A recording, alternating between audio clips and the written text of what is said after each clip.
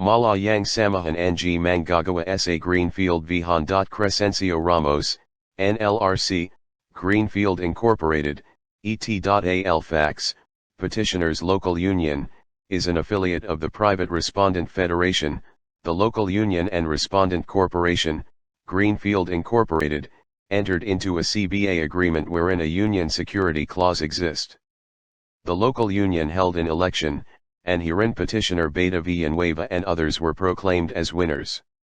On latter date, the local union held a general membership meeting, but several union members failed to attend said meeting, prompting the board of the union to investigate the non-attendance of several union members and imposed sanctions to those who failed to attend. The union then wrote Greenfield Company to deduct fines from wages/salaries of those union members who failed to attend the general membership meeting. However, the National Federation disapproved the union's move. The disagreement led the local union to declare general autonomy from the federation. The company was thus constrained to file to the Met Arbiter to resolve the issue of the union and the federation, which in turn gives the federation the administration of the CBA of the union.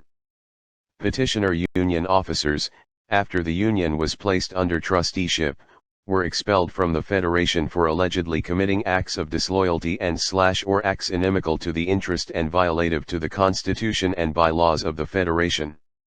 On the same day, the federation advised respondent company of the expulsion of the 30 union officers and demanded their separation from employment pursuant to the union security clause in their collective bargaining agreement.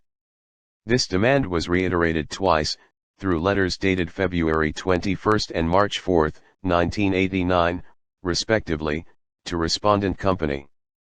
Thereafter, the Federation filed a notice of strike with the National Conciliation and Mediation Board to compel the company to effect the immediate termination of the expelled union officers.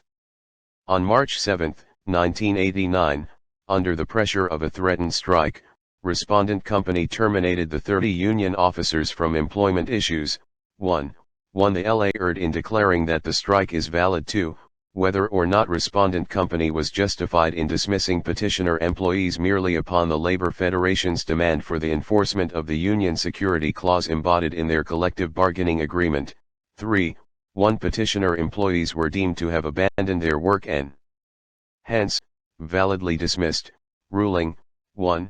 Yes, even though there exists in the CBA a no strike no lockout provision, it can however be invoked only when the strike is economic in nature, which is not the case at bar.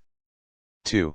No, although this court has ruled that union security clauses embodied in the collective bargaining agreement may be validly enforced and that dismissals pursuant thereto may likewise be valid, this does not erode the fundamental requirement of due process.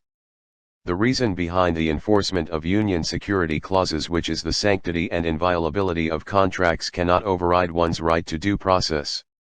The power to dismiss is a normal prerogative of the employer. However, this is not without limitation. The employer is bound to exercise caution in terminating the services of his employees, especially so when it is made upon the request of a labor union pursuant to the collective bargaining agreement. Dismissals must not be arbitrary and capricious. Due process must be observed in dismissing an employee because it affects not only his position but also his means of livelihood. Employers should respect and protect the rights of their employees, which include the right to labor. The enforcement of union security clauses is authorized by law provided such enforcement is not characterized by arbitrariness,